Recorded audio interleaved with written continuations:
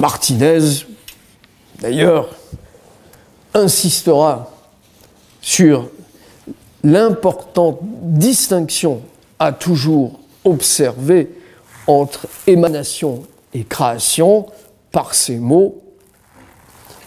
Gardez-vous de confondre la création et l'émanation.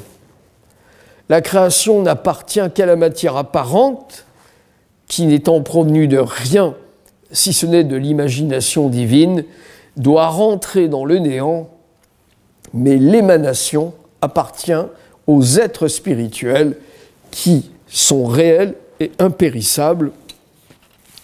Traité, paragraphe 138. Ce qui est émané relève, selon le nombre de puissances divines, du quaternaire. Ce qui est créé relève du ternaire.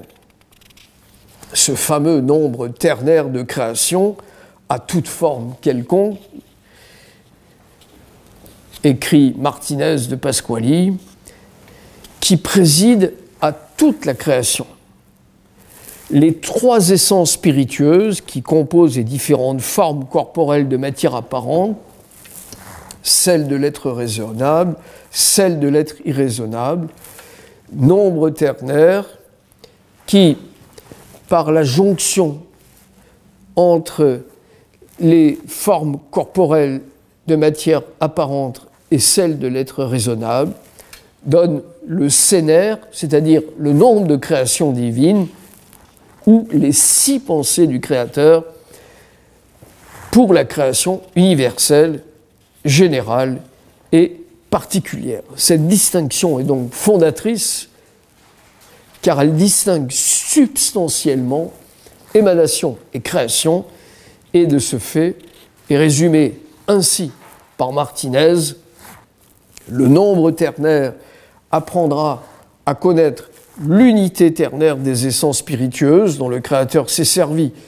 pour la création des différentes formes matérielles apparentes, et le nombre quaternaire nous apprend à connaître le nombre spirituel divin dont le Créateur s'est servi pour l'émanation spirituelle de tout être spirituel de vie. La distinction entre quaternaire et ternaire est donc essentielle, on pourrait même dire fondamentale, pour comprendre la différence ontologique qui sépare émanation et création. L'oublier participe d'une incompréhension profonde, on pourrait même dire absolue et radicale, de ce qui fonde et ce sur quoi repose toute la doctrine de la réintégration. 1. Le nombre ternaire appartenant à la terre ou à l'homme. 4. La quadruple essence divine. 9.